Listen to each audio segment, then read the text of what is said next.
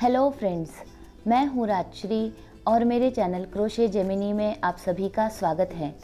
आज के इस वीडियो में मैं आपको क्रॉस ओवर स्टिच कैसे बनाते हैं ये दिखाऊंगी। इस स्टिच को हम double crochet with a twist भी कहते हैं।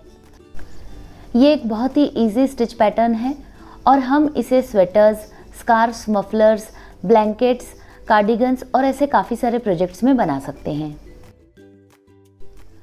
इस स्टिच पैटर्न के लिए मैंने यहाँ पर 2 प्लाई में ब्राउन कलर की सॉफ्ट वूल ली है और क्रोशे का 3.50 mm का हुक लिया है। इसी के साथ मैंने येलो कलर की वूल भी ली है जिसे हम बाद में यूज़ करेंगे। सबसे पहले हम यहाँ पर इस ब्राउन धागे से स्लिप नॉट बनाएंगे। अब इसके बाद हम 4 के मल्टीपल्स प्लस 3 इस हिसाब से चेन बनाएंगे। तो यहाँ पर मैं 4 के मल्टीपल्स में 44 चेन प्लस 3 यानी इस तरह से 47 चेन बनाऊंगी। मैंने 47 चेन बना ली हैं। अब यहाँ पर फर्स्ट रो के लिए हम हुक से दूसरी चेन में पहला सिंगल क्रोशे स्टिच बनाएंगे। यहाँ पर ये पहली चेन को हम छोड़ देंगे और दूसरी चेन में सिंगल क्रोशे स्टिच बनाएंगे।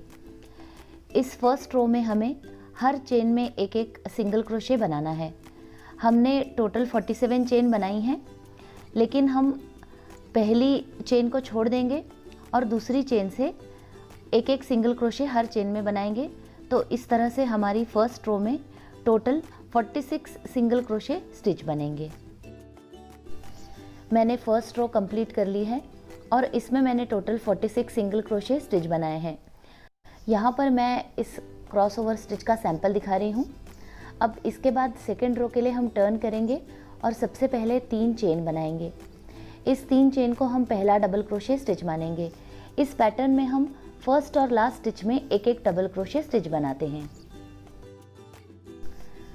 अब यहाँ पर इस पैटर्न के लिए हम सेकेंड स्टिच को छोड़ देंगे और इसके बाद की 3 स्टिचेस में एक एक डबल क्रोशे स्टिच बनाएंगे। हमने सबसे पहली स्टिच में एक डबल क्रोशे बनाया है, फिर इसके बाद हम सेकेंड स्टिच को छोड़ देंगे और अगली 3 स्टिचेस में एक एक डबल क्रोशे स्टिच बनाएंगे।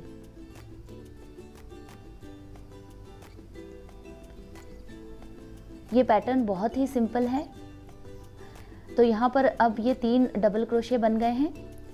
अब हम क्रॉस ओवर स्टिच के लिए धागे को हुक पर लेंगे और जो हमने स्टिच स्किप की है इसमें हम एक डबल क्रोशे बनाएंगे, ये इस तरह से। तो यहाँ पर ये हमारा cross over double crochet stitch बन गया। अब इसके बाद हम अगली ये जो स्टिच है इसे भी स्किप करेंगे और इसके बाद की 3 स्टिचेस में हम एक एक डबल क्रोशे स्टिच बनाएंगे। तो अब हमने एक स्टिच स्किप कर दिया है और अगली 3 स्टिचेस में एक एक डबल क्रोशे हम बना लेंगे। तो ये 2 और ये 3। अब इसके बाद हम फिर से धागे को हुक पर लेंगे और जो स्टिच हमने स्किप किया है इसमें हम एक डबल क्रोशे स्टिच बनाएंगे, जैसा कि आप इस वीडियो में देख सकते हैं।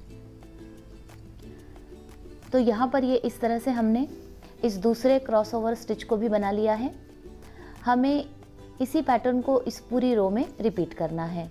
अब फिर से अगले स्टिच को हम छोड़ देंगे और इसके बाद के 3 स्टिचेस में हम एक एक डबल क्रोशे स्टिच बनाएंगे।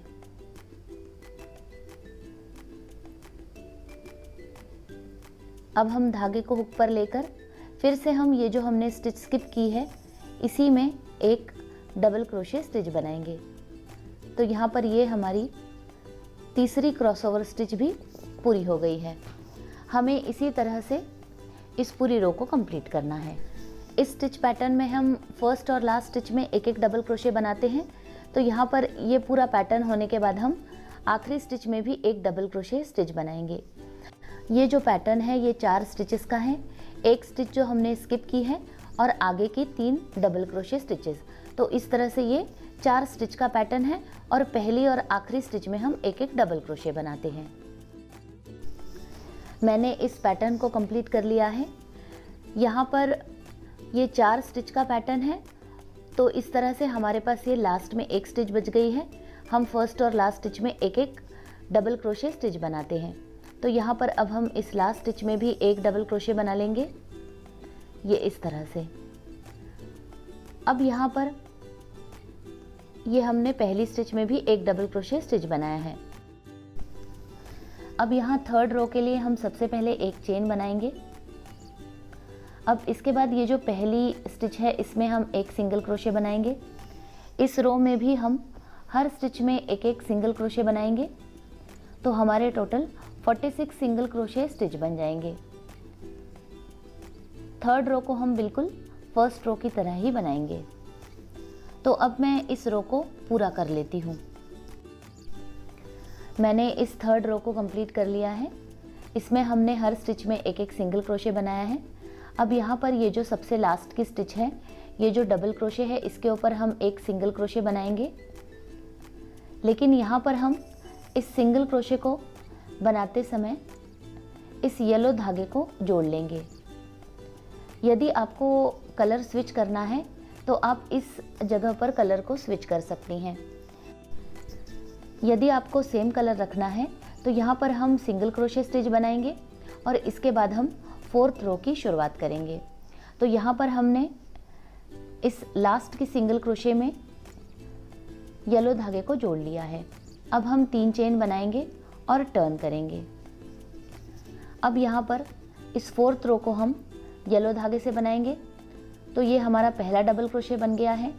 अब हम ये इसकी अगली ये जो स्टिच है इसे स्किप कर देंगे और इसके बाद की 3 स्टिचेस में एक एक डबल क्रोशे स्टिच बनाएंगे। इस रो में हम पैटर्न बना रहे हैं। तो ये दूसरा डबल क्रोशे, ये तीसरा डबल क्रोशे। अब इसके बाद हम फिर से धागे को हुक पर लेंगे और ये जो हमने सेकेंड स्टिच को स्किप किया है, हम इसी स्टिच में एक डबल क्रोशे स्टिच बनाएंगे, ये इस तरह से। तो यहाँ पर ये हमारा क्रॉस ओवर स्टिच बन गया है।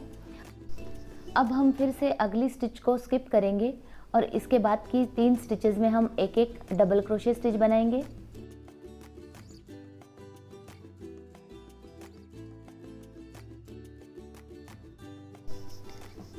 अब हम फिर से ये जो स्टिच स्किप की है इसमें cross over double crochet stitch बनाएंगे। हमें इसी पैटर्न को इस पूरे रो में कंप्लीट करना है।